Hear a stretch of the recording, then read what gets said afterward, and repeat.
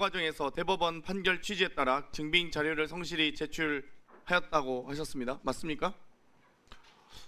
의원님께서 잘 아시다시피 특활비 부분은 예. 모자란 이게 부분이 이제 있지만 특정 업무 경비는 제출할 수 있는 내용 다 네, 알겠습니다. 제출한 것으로 그렇게 알고 주장하시니까 제가 이제 공개하겠습니다. 2021년 12월 자료입니다. 7월부터 12월까지 이런 식으로 제출했습니다. 금액만 나왔는데 이거는 뭐 특활비니까 그럴 수 있다라고 주장하시겠죠. 자, 이게 특경비 예산입니다. 23년 예산 466억 중 5억 8천만 원, 1.25% 제출하셨습니다. 여기에 대해서 성실하게 제출하셨습니까? 이거 제출했습니다. 1.25% 제출했습니다. 이 내역대로 100% 제출하셨으면 전 제출했다고 존중할 수 있습니다. 근데 1.25% 제출하셨습니다. 그 자료를 드리면서 다 설명을 하시지 않았나 싶습니다. 아니요. 제출 안 하셨고요. 1.25% 제출하셨다는 말씀 드리고요. 여기에 또 자비를 지출하며 수사 및 형 집행 업무를 했다라고 했습니다. 검사와 수사관이. 자비 지출 내역 증빙하실 수 있습니까? 지금 자비 그러니까 법무부의 그 무슨 말씀인지는 아는데 자비를 지출하셨어요? 현재 예. 대검에서 검찰에서 그 수사를 하고 있을 때에 그러니까 자비를 지출하시면 이거 증빙하실 수 있냐고요. 그러니까 제가 지금 질문드린 내용 요지를 아시잖아요. 제가 그 내용을 한 사람 어느 그러니까 정도까지 갖추고 있는지 근데 이거를 모르겠습니다. 법무부가 보도 자료까지 하는 건 좀 그러니까 자비 제출하면서 하다못해 사석에서 너무 힘들었다 자비까지 썼다 이렇게 할 수는 있는데 이걸 법무부 보도 자료입니다. 그래서 제가 질문 드렸고요.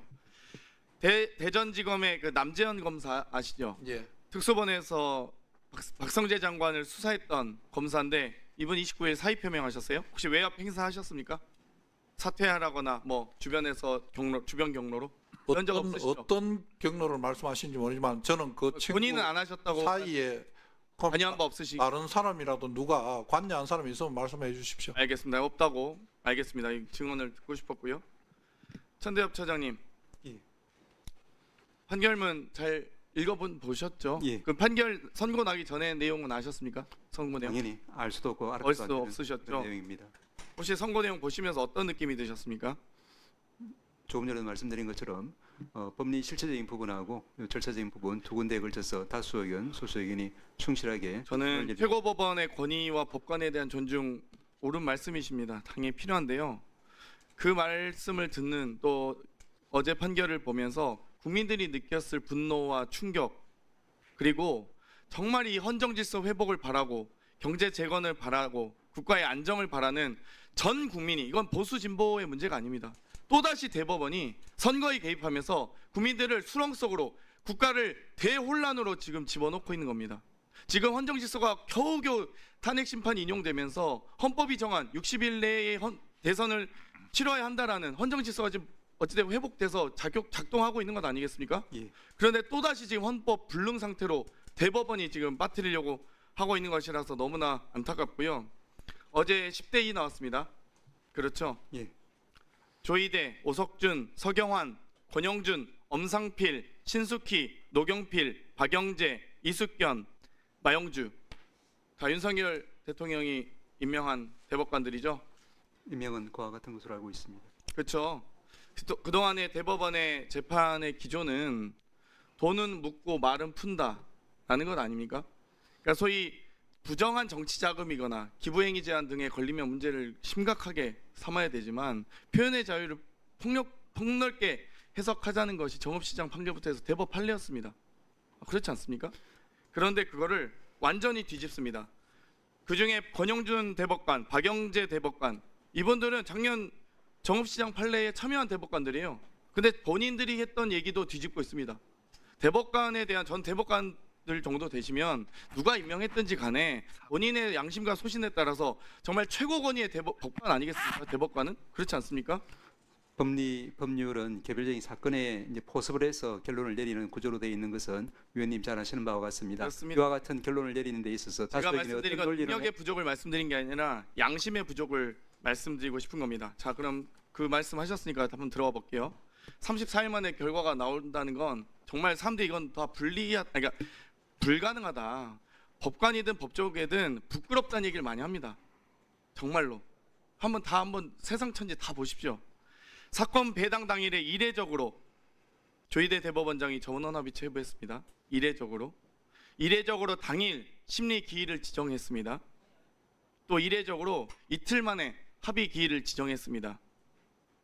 전원합의체 회부 당일 이례적으로 합의 기일도 지정하고 9일 만에 2번 심리하고 선고했습니다.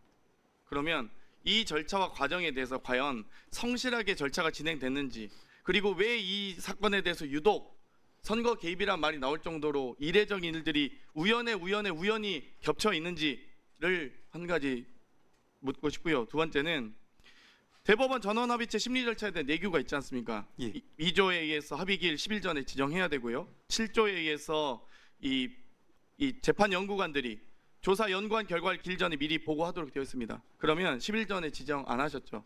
신속한 처리가 안 필요한 하셨잖아요. 경우에는 그러니까 별도로 할수 대법관들이 있다라고. 대법원의 내규조차도 지키지 않는 겁니다. 내규 단서와 같은 이제 예외가 있다는 부분 위원님 잘 아시는 그러니까 것 같습니다. 예외를 계속 적용해서 그러니까 이례적으로 지금 그럼 이례가 지금 또 5번에 7번 더 겹치고 있네요.